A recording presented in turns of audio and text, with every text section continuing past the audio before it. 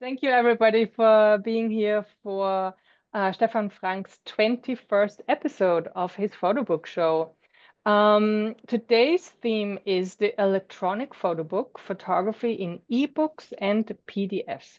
And for those of you who are new to our photobook series, in this series, Stefan presents photo-related books, some new, some old.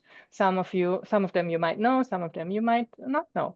And Stefan is an artist living in Germany, and he teaches a variety of classes for StrudelmediaLive. For example, photography classes on surrealism, on Gestalt. He does mentoring intensives. And he has a class coming up that is called The Shape of Shapes, which will be in May. And I'm Anja from StrudelmediaLive. We offer live online photography classes and photo talks and scholarships and all kinds of other exciting photography-related things. The talk will be about 60 to 75 minutes long. And Stefan, I want to thank you yet again for doing another photobook show. Thank you so much. Thank you so much for having me. And thanks to all of you for showing up here today and for your interest in the electric photobook. You already see that the setup today will be a little bit different. I'm at a different place because I actually don't have anything to show for. I don't have any books to show for, so maybe we should rename this into some of the photo book and other stuff show. Because today we will not be looking at photo books. We will be looking at electronic instantiations of photographs. And this is the reason why I'm in the different setup here. So there will be a lot of talking today and a lot of showing off slides. So please, if you want to make that more lively, I'm all in for that. So just unmute yourself and jump in if you have a question. So today we were talking about the electric photo book, and that was interesting. That was an interesting comparison for this. I talked with a lot of people in advance to that, and pretty much everybody who I talked with was very reserved about the topic. So I talked with Bert Feuerham, who was the curator for one of the projects we'll be talking about today, and he said to me, "Yeah, I don't want everything turned into code and digital dust. Books are a bulwark against mediocrity and conformity." So although he has spent a significant amount of time into making such a PDF, a larger PDF zine project, he's still very firmly in the place of the physical photo book. And yeah, I don't blame him. So I feel a little bit lost here without having anything to do for my hands here. Because all the things that I will show you today, you can't touch them. They are just here on screen. And when I do these courses, I always tell people, get off of your screens, print something, make a book, make a zine, make something that you can touch. So in a lot of ways, today's shows also goes a little bit against my own beliefs. I still think there is some value in these things. And let me just jump right into this. This is pretty much the basic background we are. This is, of course, Joseph Nicephore-Niepce, view from window at La Gra. This is the first photograph, and this is already a weird thing here, because the first initial photograph, of course, it was a physical thing. It was a paper, it was chemicals, it was light, it was an exposure of 8 hours to make sure that eventually at least some things ended up on this piece of paper. So this started as a very physical object, a very physical and chemical object. And here we are, sitting all distributed all over the world, looking at screens and looking at a digital instantiation of this image. So who to blame for that? Let's blame this guy. This is the first digital image that was created in 1957 by NIST.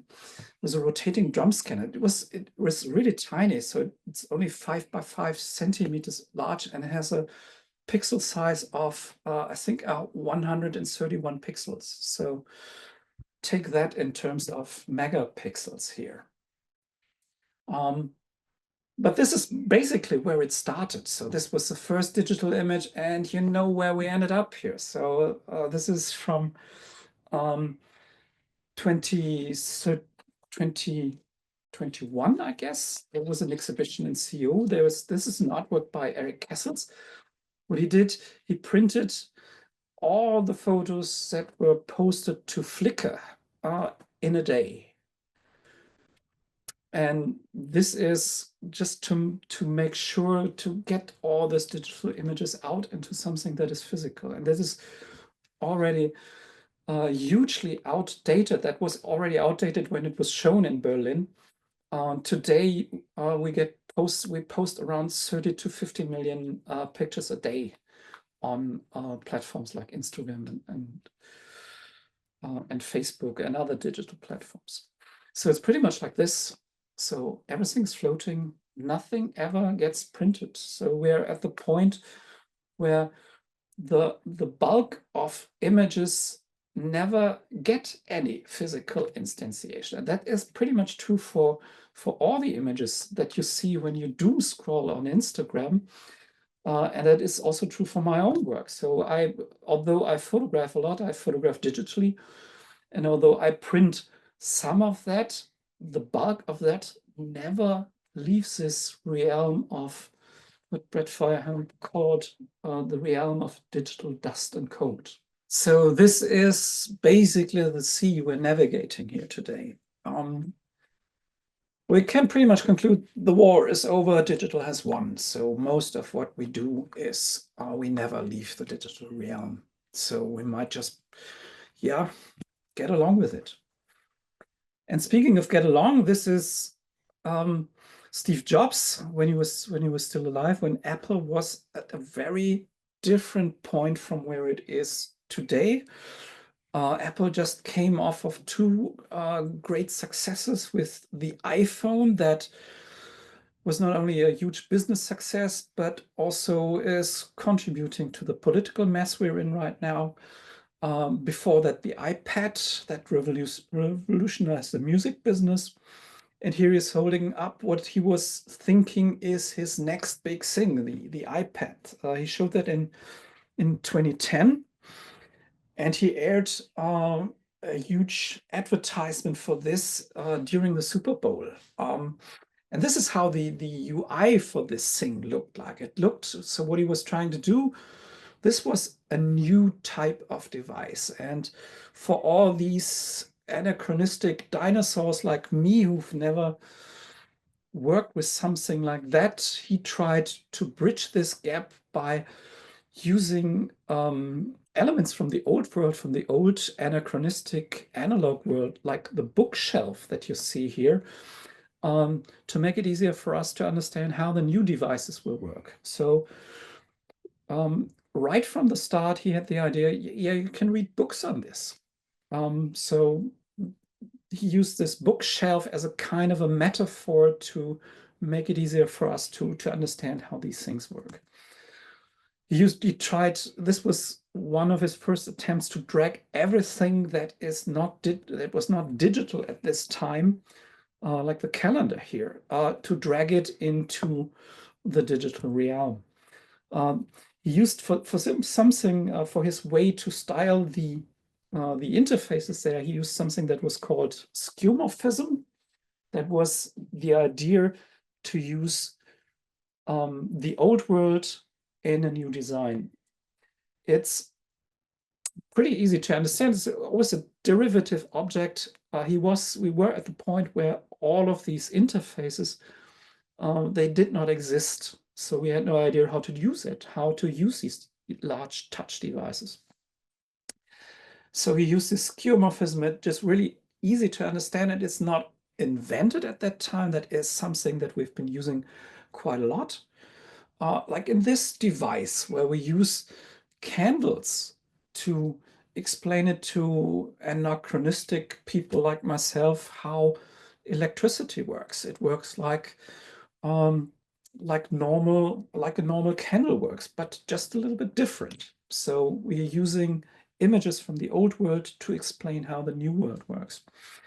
And this is pretty much how the first photo books were transferred into this digital realm. So a photo book, but digital. So how does it work? How is it?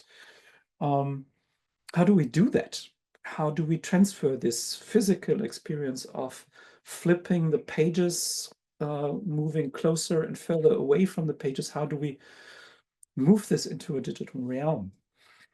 Pretty much the first tries we had at that were one-to-one. One of the first things that ended up on the iPad was Larry Sultan's and Mike Medell's Evidence, which I loved at that time because it has been out of print for quite a while now, has been reprinted again, but only in 2024 and has sold out again.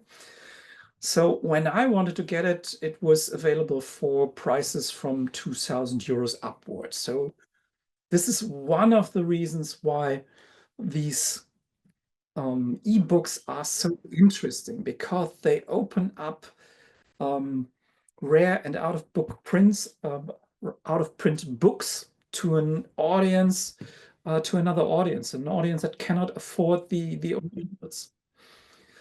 And how did they do that? So let me show this tiny movie to you. So this is how it works. So basically you get this shelf, you click on it, and then you get one page after the other, and it just overlaps with your computer screen. So right off the bat, you see it's a different experience. It shows pictures differently. Of course, you can make it bigger or make it smaller, but it's of course very different from flipping the photos here. You're not forced to look at them like in a movie. You can, at least you can manage the time for yourself. You get a flip forward and backward for this, but it's still a different experience here. So this was the first initial tries at that. Just take a photo book and push it into the digital realm as it is. But when you look at the initial prototypes with which the iPad was advertised, there was much more in there. There was the promise of multimedia, the promise of including video clips, including sound, including diagrams, interactive diagrams. All this was in the original demo.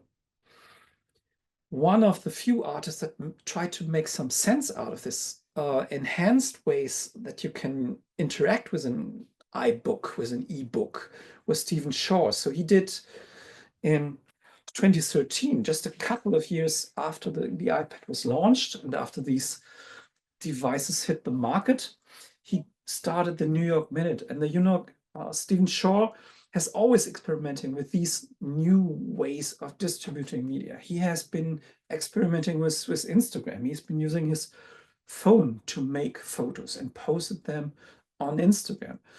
And mind you, this was 2014 when he did this. So this was a different time. That was a different technological time. It was even a different political time. But the pictures that he did, you recognize them. They are Stephen Shaw pictures. They are just distributed in a different way. He also experimented with print-on-demand books, which is another way of expanding the reach of photo books to say, yeah, I've got this preliminary books. He used sometimes he just came back from a trip and it took him a day to assemble all the photos in a print-on-demand book that he just put onto. At that time, it was Apple Books, that is no longer existing, but there are other platforms like Blurb today where you can just do that. You can just put your book up there and have other people order it and have it printed on demand. And that is interesting to read how Stephen Shaw was encountered this, because that at that time in 2014, that was completely new. The availability of these kinds of technology, where you can just have a print run of 1 or 2 or 10, and that opened up new avenues for showing work. And in the New York Minute, he tried something else. You see this thing that you rarely see today. New York Minute is an illustrated iBook, so that only works on the iPad. And it only works on the iPad in 2013. This iBook itself, it only stayed in the bookstore for I guess a year, after Feinan, who did this with Stephen Shaw, pulled it again. And the New York Minute was a little bit different. So it did not really contain photos, but it contained something like this.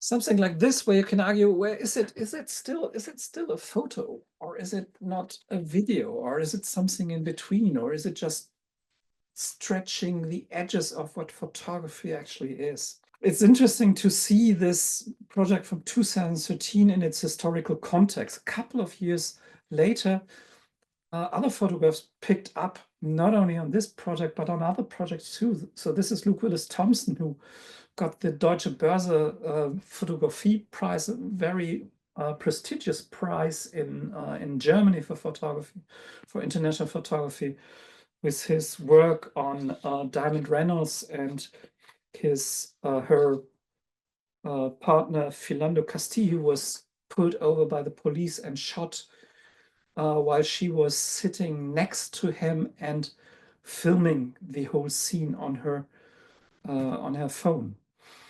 And Luke Willis Thompson decided to go with this format. He made a short video and projected this video in a loop in a room. So this is the only way that you can actually experience this photograph. So every other photo that you get from this, like this exhibition photo here, that is not the complete work. The complete work can just be experienced by standing in this room and watching this video. And the critics here said, yeah, maybe what does it have to do with photography? Because it's not photography, it's not a still photo.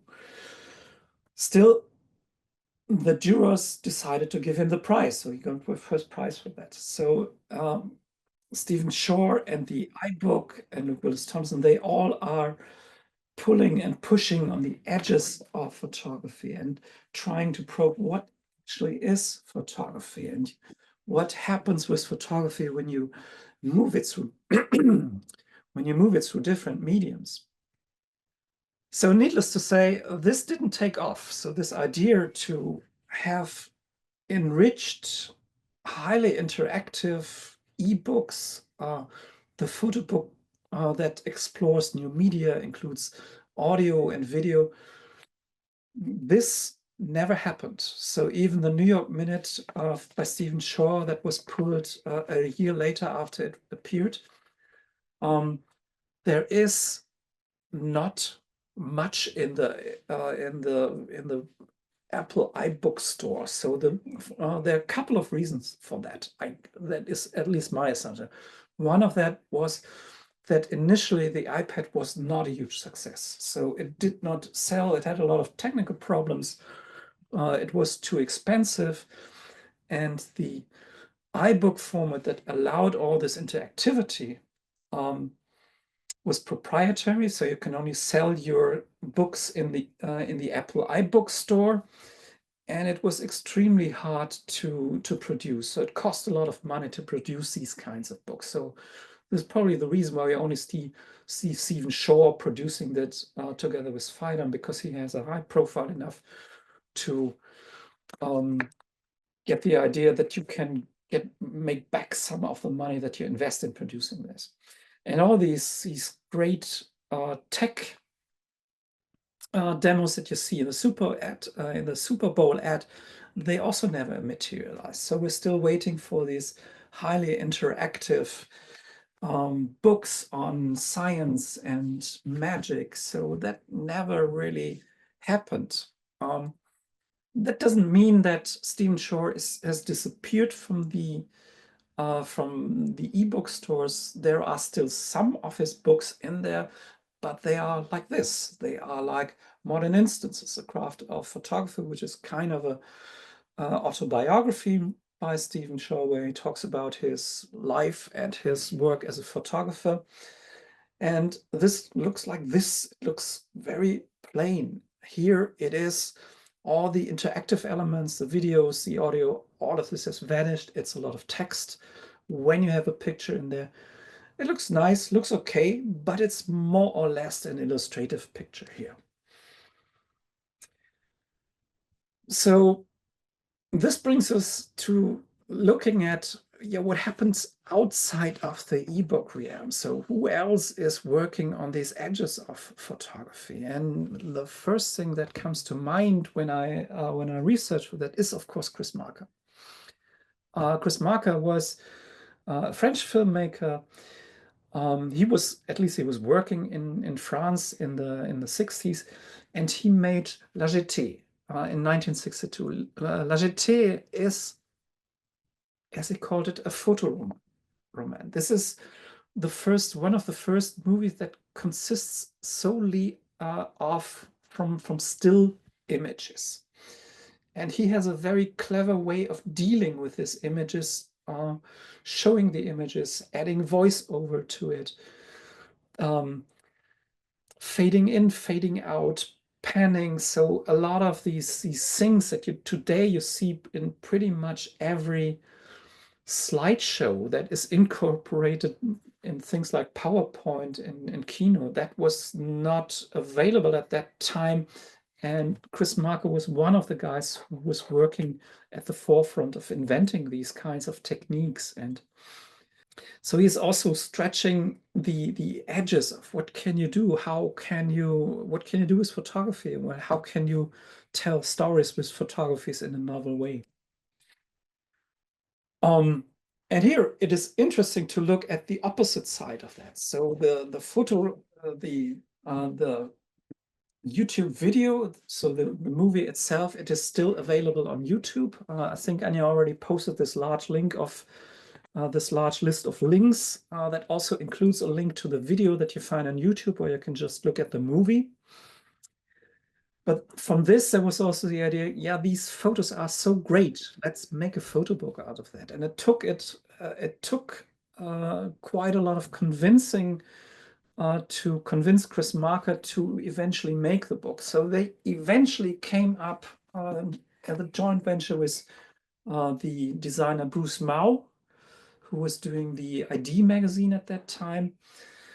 And in 1992, so almost 30 years later, after Chris Marker made the movie, eventually you had this photo book. And this is a rare find. I only saw it one time. This is the reason why I can't show you this, but it's a beautiful photo book, and it is a wonderful transformation of the movie into a photo book. There's also this.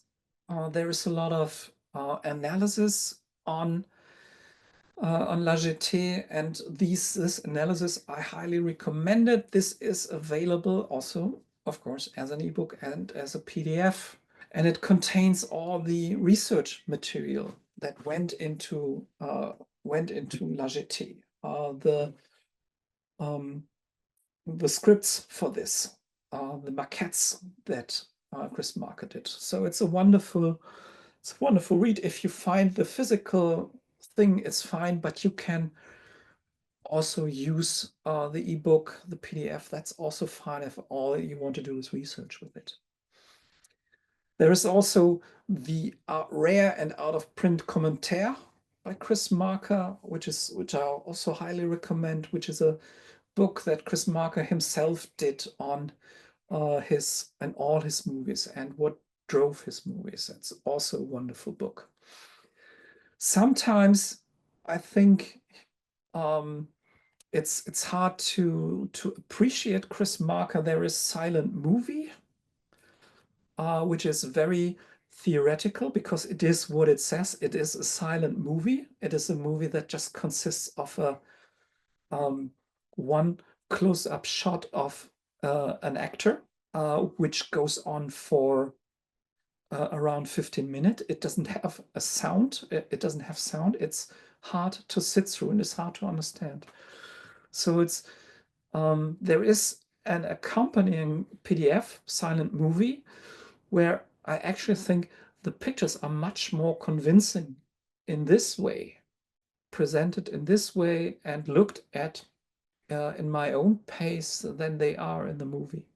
But this is also an interesting example of where photographs, where movies are transferred into another medium. And the interesting thing about this PDF, about this book that accompanies this, is that it gives you the soundtrack. So the missing soundtrack that is missing from silent movie, here it is. You got it in book form. So it's an interesting way to look at both things together and combine them in a way, and to start to understand what Chris Marker was actually thinking about this, because I did not understand it when I just looked at the movie. Which brings me to another interesting project, which is one of the projects. This is the project that was created by Brett Feuerhelm, the guy who did the opening quote, that came out in 2022. And it is an interesting project. It was the COVID time, so everybody was locked up, and I clearly remember when this came out. It came out like this. It came out as a website, and the website contained all the names of the artists. It was an interesting project because they went in this time when everybody was in pretty much the same situation, and they asked them to come up with pictures to respond to this unique situation. This is different to other photo books where you always try to imagine the situation of the photographer and the photograph, but we're not sharing the situation. Here, everybody was sharing the same situation. It was interesting. It's interesting to see how different people respond very differently to the very same situation. And this is something that eventually got its instantiation in an actual photo book. But this photo book, this box, was sold out pretty quickly, and it was even at the beginning, it was pretty expensive. So it's not for everybody. So what Void did in the beginning, they made the PDFs, so the PDFs for the books available in advance. So this is how it came out, and I remember that I was so happy to see that, just to know, okay, there is still something going on in the world. There is not a complete standstill. People are in the same situation, and even though I'm sitting on my couch and watching Netflix all day, there are people out there that are still moving and still active and still responding to that. And that gave me a lot of hope at that moment. And it was some interesting people in there. They came up with a common design idea. It was always this typo and the name and this totem animal up there. Everybody got another animal here. And then they came up with these kinds of images. And it's interesting to see the project as a whole, which is something that you do not necessarily do when you just buy one book by one photographer here. Here you just combine the photos by different photographers and see, okay, how is everybody responding to that? What are they doing?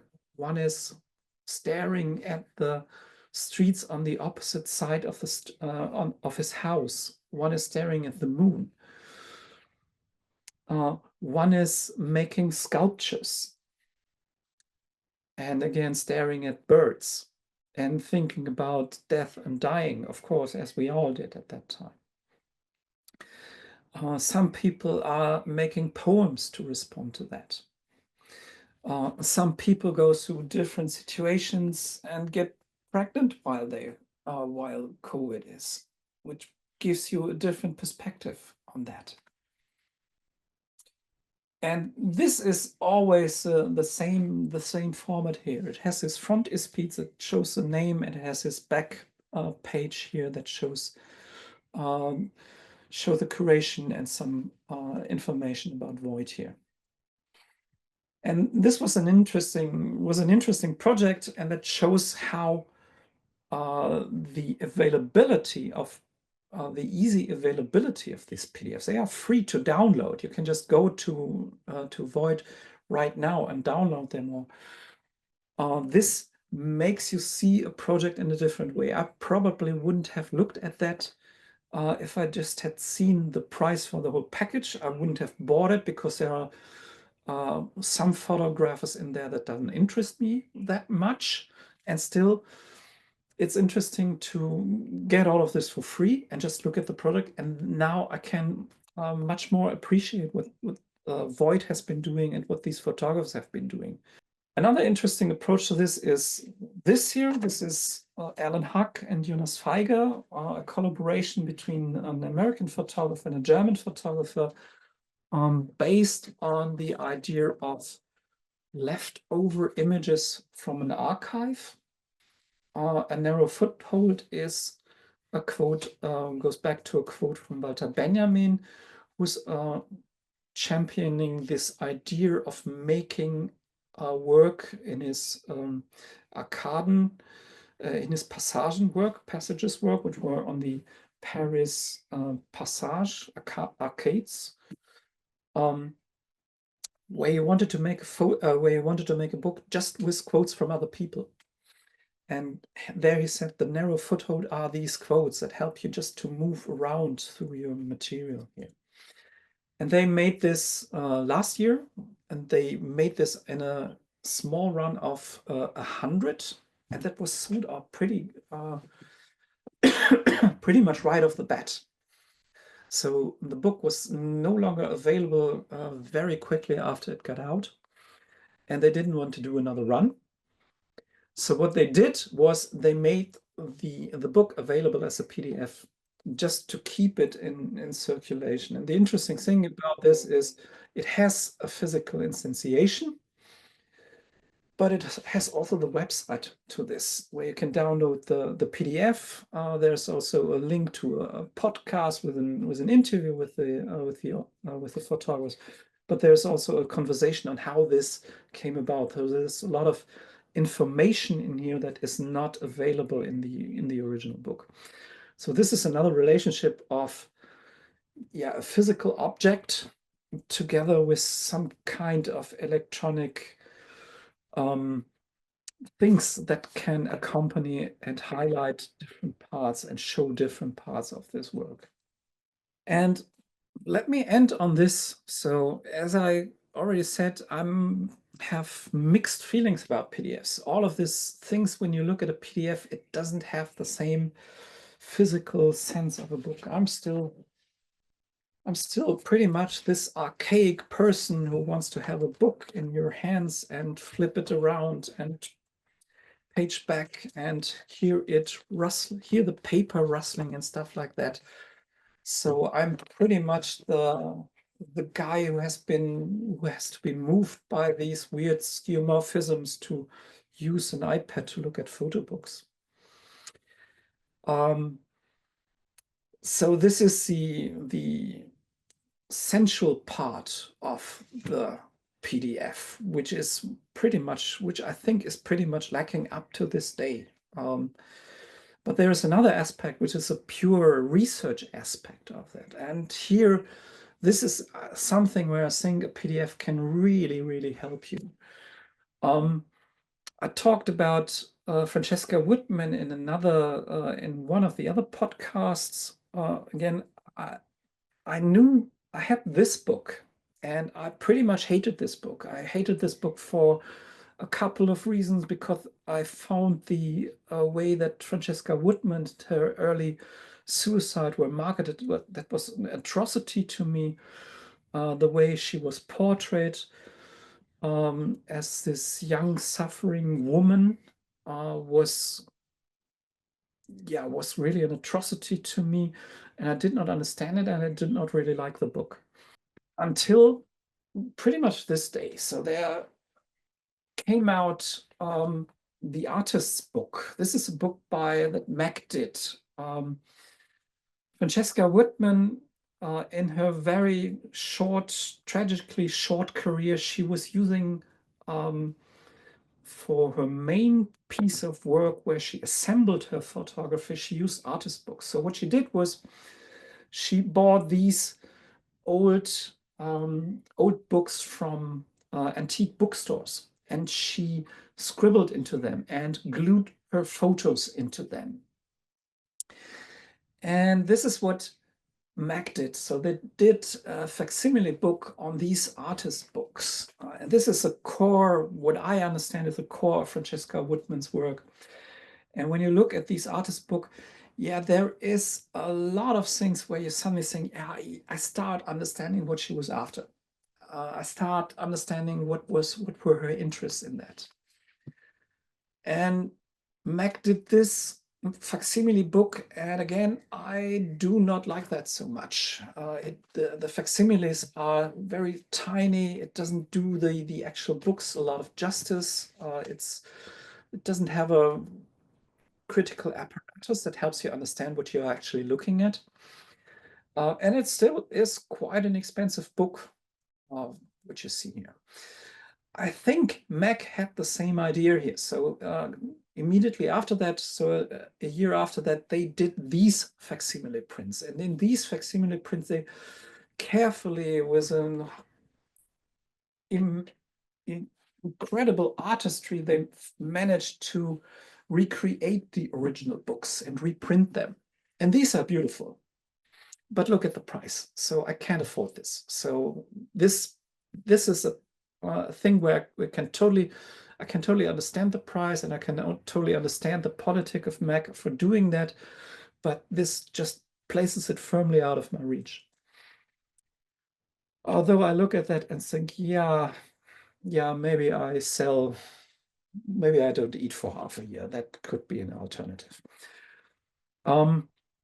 So here is another alternative to that. So when I researched for Francesca Whitman, I stumbled upon this. This is a website from Alison Dunhill. She wrote her master thesis on Francesca Whitman. So what she did is she analyzed every single artist book meticulously and put this into her master thesis. And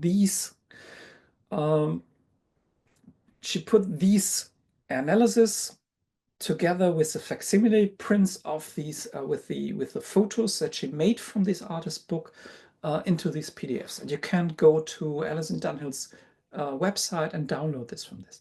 And this is huge. This was huge for me to understand Francesca Whitman, because here you suddenly see the actual pictures. And this makes this work much more accessible. It makes it much easier to understand and understand what's behind this. It helps a lot that Alison Dunhill is meticulously dissecting what Francesca Whitman was after. She researched her history, her education, the people she met, the places she went in Rome. So this helps you understand how Francesca Whitman was ticking. And this helped me appreciate that. And I'm so grateful for Alison Dunhill just sharing this stuff with us.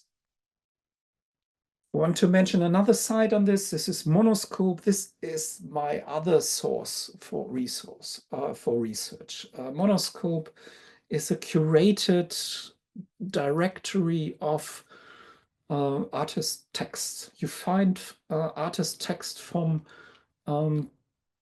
pretty much from the beginning of the 18th century until today. And this is just wonderful to browse through that, and you find all kinds of PDFs there, and you can really get lost in there. And it's great because now you have access to the original things here, to the original here. These are the documents by Georges Bataille, and you can just look into them and see, okay, this is how it looked when people flipped through that. And this is usually you had to research them in which archive, in which city of the world these manuscripts were stored. Now you have them available, and I'm very grateful for Monoscope for linking all these institutions together and making that searchable. And apart from the reading and looking at the artwork, I sometimes find it really fascinating to see, yeah, these were actual people. They were not the super famous guy that you only had in the MoMA and in Centre Pompidou, but they were just guys that had their paintings hanged in a gallery around the corner, and they had to make announcement for that in their magazines in there. You find also this, La Révolution Surréaliste by a short-lived magazine by André Breton.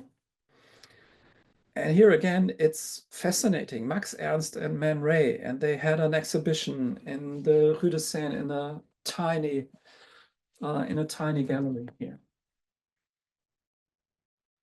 And all these guys just happened to be at the same time in the same place. This is a treasure trove for original text. They link to an enormous number of original texts by artists, zines, magazines that will come out, manifests that came out, artist books. It's enormous what they have collected. Sometimes you are looking for secondary material. This is where I recommend Academia Edu. They have all these abstracts available for texts on art, texts on photography, searchable. And it's surprising how many of these articles are freely available. Things like this works on Georges Bataille, and you can just find them on Academia Edu.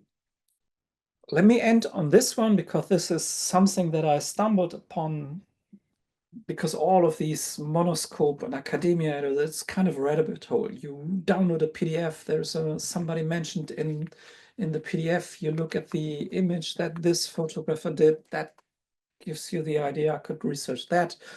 And eventually on this research rabbit hole, I stumbled upon Amy Sillman. Amy Sillman is an American artist. We always come back to this COVID period because this was also the moment when we were cut off from actual books, and a lot of people were resorted to publishing their work in this zine and PDF form, and so did Amy Sillman. She published this. This is Shapes, an exhibition that she started curating for MoMA that should have come out in spring of 2020, but was canceled due to COVID. So what MoMA and Amy Sillman decided together is to make this exhibition that never happened and the research material available as a PDF, as a zine. And here Amy Sillman collects everything, how she planned it, how it should have looked like, the artwork she had pulled out of, the things she thought about the shape of shape. And this is one of the, just to make some advertisement here, this is one of the roots for this idea of deal with shape of shapes, because I learned a lot about how Amy Sillman thinks when she curates an exhibition. And this is the interesting thing about making these kinds of works available, because it is not a publication that a lot of people are interested in, but I was super interested in that because it made me understand how she works, how she connects painting with photography, with drawing, with sculpture, and just go through all these kinds of mediums and curate a show out of that. So this is one of the inspirations for the upcoming course here. And let me end with this one here. So sniffing glue. Sniffing glue gets this title from a Ramones song. So Sniffing Glue was a short-lived punk zine that came out in 1977.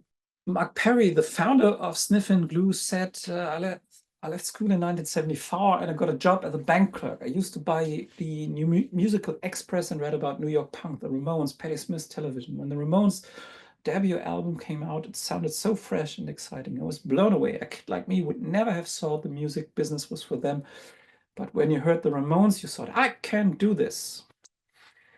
And this is pretty much the thing that I want to give you on the way. I can do this. So the DIY scenery of the punk scenes, these were not graphic designers. These were people who were interested in the music and want to get the music out. And this is how they went about their business there. They assembled photos. They typed the text with a typewriter and put everything on a copy machine. 1977, so that was a time before desktop, anybody even thought about desktop publishing. So desktop publishing was a typewriter, glue, printed out photos, everything glued together and put on a copy machine. So it was a do-it-yourself kind of scene that we're looking at here. And you have great photography in there. And that was a way to publish great photography. Do it yourself, put it on a copy machine and spread it around. And this is how they did it. So they printed it, they made an enormous number of copies of every page. And then they arranged it in piles on a table and then come out after the party and assembled them into the zine that they just stapled together and brought back to the club then. But it had wonderful photography in there. Wonderful ideas, and had this feeling of, I can do this. Everybody can do this. Learn 3 chords and start a band. You can do this. You don't need a publisher for that. You don't need a record company for that. You don't need that your parents allow you to do that. You just do it. And these are the kind of creativity with a typewriter that the people came up with from that. So this is what I want to give you out of that. So this is making a PDF is super, super simple today. And you can do it and you can distribute it. And it is certainly, it does not live up to the high standards of making a book. Making a book is something different, but you can make a PDF, and it is the first step. It is the first step to give your photography a different weight and make something and share it with people.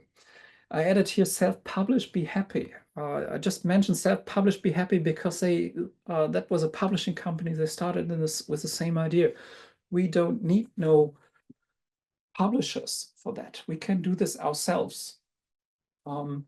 So they did.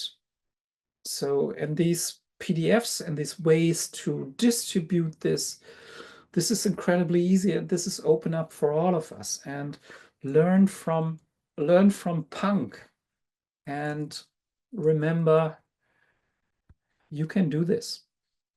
All of this lives in a gray area. So these kinds of, you can get PDFs of these kinds of books, which are printed and have an author and a publisher who spent an arduous amount of time and money into making this book.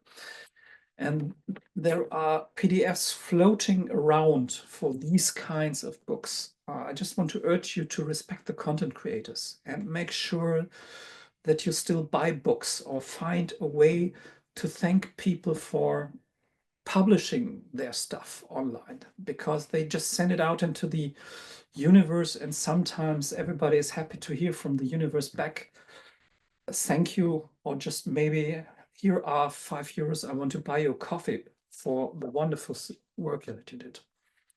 And the other thing that I want to remind myself, take care of your digital mental health, because these are rabbit holes we're talking about. So this idea, you find something on Monoscope, you find a picture, and you find a reference to another book, and you can download it, and you can print it, you can look at this, and there's another reference. Yeah, that is not healthy.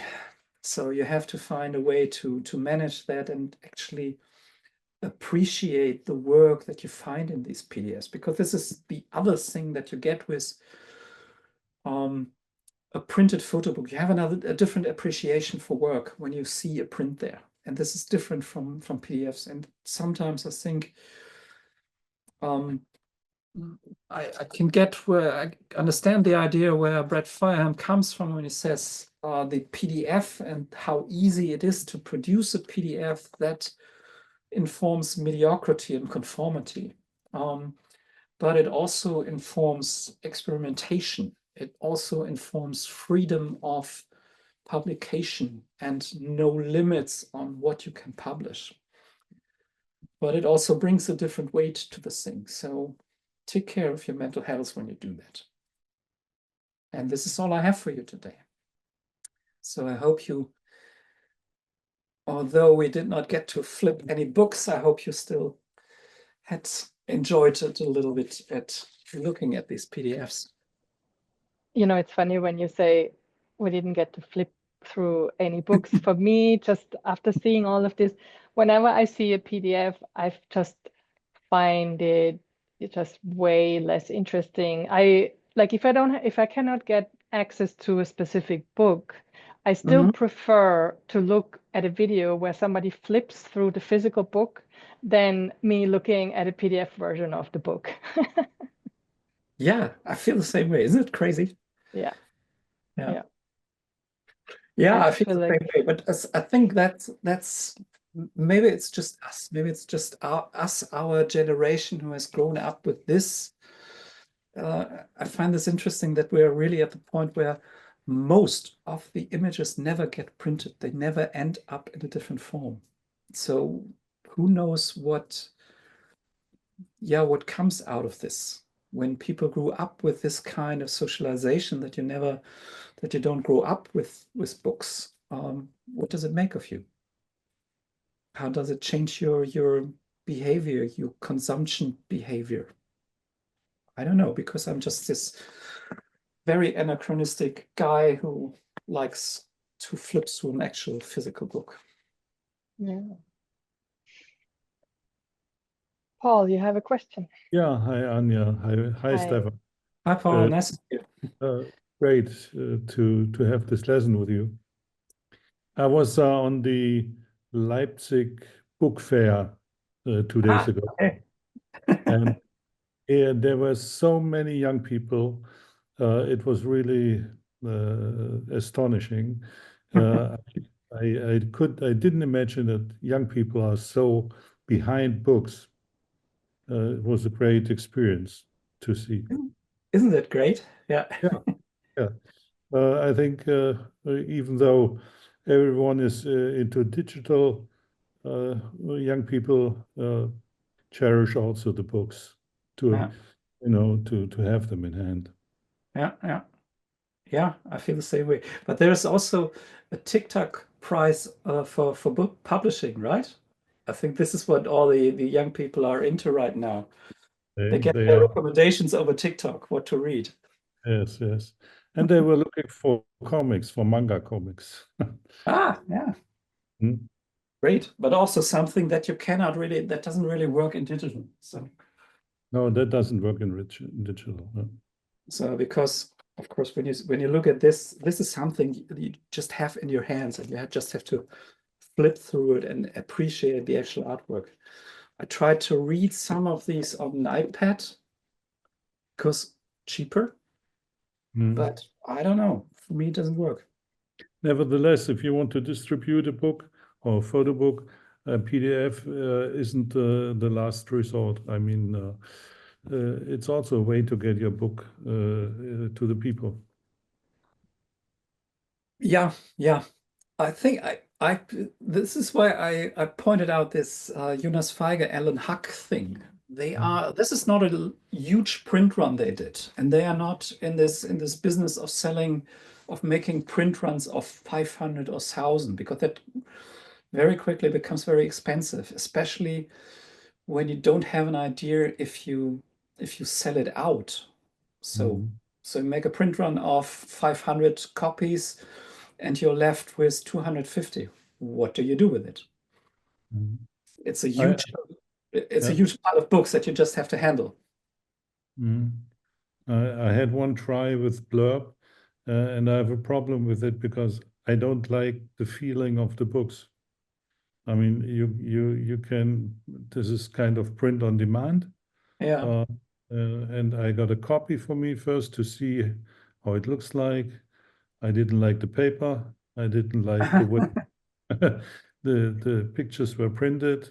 So I decided I don't want to distribute it by Blurb. Very difficult. And it's very special.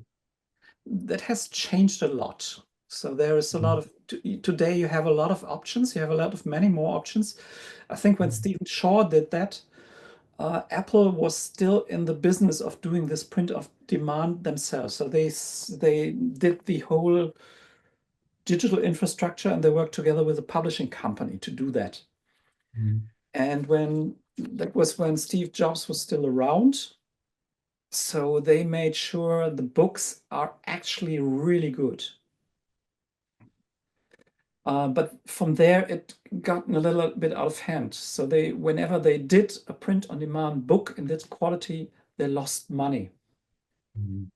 Yeah. So this is why they eventually decided, yeah, let's not do that anymore. So they shelved it out to other companies. So, and this is when things like Milk or Moleskine came into play, or Blurb, and many other content creators that do these kinds of print on demand. But it's a difficult place to navigate with this trade-offs between price and quality. That's not simple. Claude. Regarding the PDF versus the book, comes the question of legacy. If you are a photographer and you happen to pass, as we are likely to do, what happens to your digital content? And if you didn't produce any books during your lifetime, and what then would you do? Would you consider producing PDFs just to have your images on record somewhere? Those that you particularly liked? I mean, I've been toying with that idea for a while. And so I'm particularly interested in books because I'm involved in producing them, but also what happens? I was looking at an Instagram the other day from the library in Brussels, and they were saying that the real book on paper beats the digital record anytime, because they had like some digital records from 30 years ago that were now inaccessible because the technology had moved on, but the paper you can still look at. But still remains the question of you are active in some sort of a creative medium, and if you don't print it, you have nothing left. So that's just all I wanted to say. It's some food for thought. Well, that's a good point. Let's make it even worse. Yeah. There is the large issue of the digital archive. So the original of what is today the image, the original of an image. Previously, it was the negative. And we have a long curation history of taking care of negatives. This is the reason why we have prints from Eugene AG, because they just keep up, because they have something physical to them. Right now, we don't have any, we don't even have an idea on how a digital archive that survives only 100 years, how that even looks like. And I give you a practical example for this.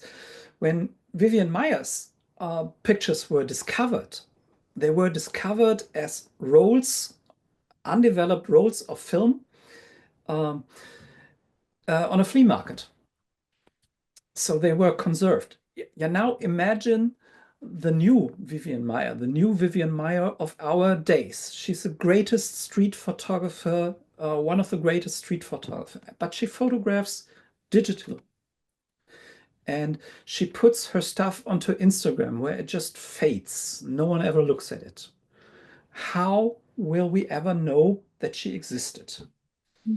Because her hard drive will crash eventually when she puts up stuff in the cloud. When she doesn't pay her bill, it just gets deleted. So there is a huge, so maybe there may be this huge gap between we are the generation or the civilization that photographs as much as never before. But maybe in 100 years, there is as little left from what we did as never before. Because we do not produce anything physical, or not as much physical as generations before us. I think there is a business idea there. Yeah. We should start a business. That's a really good idea. Let's start something. Do it yourself. We can do this.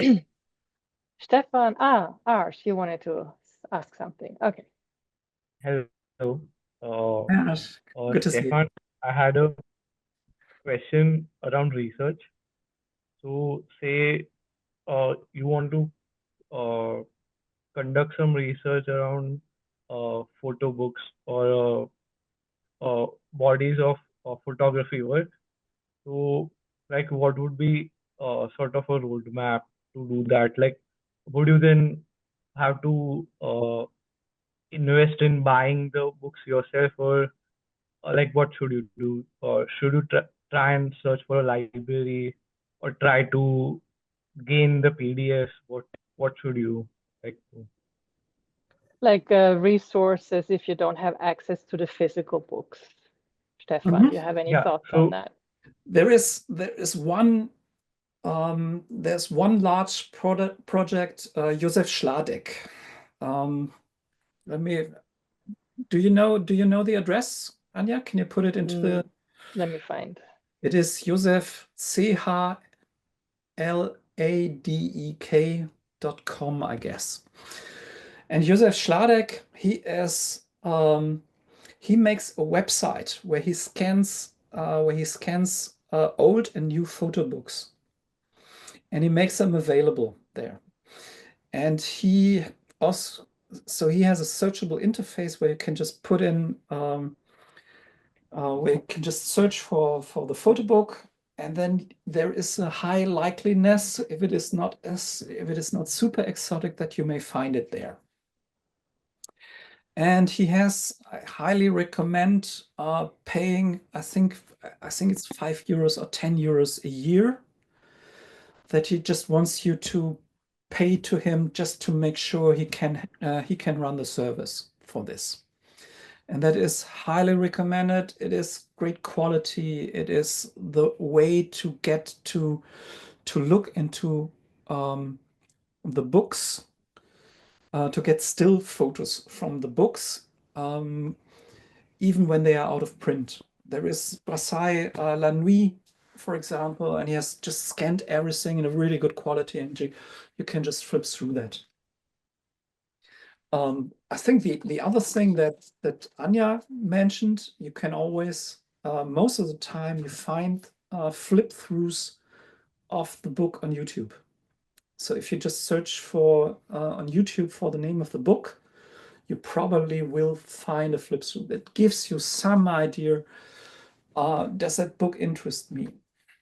Is it worth buying? So this is what I do a lot of the times. So these would be my two recommendations. And Josef Schladek only has photobooks, and Monoscope does the same, pretty much the same thing for artists' books and text on arts.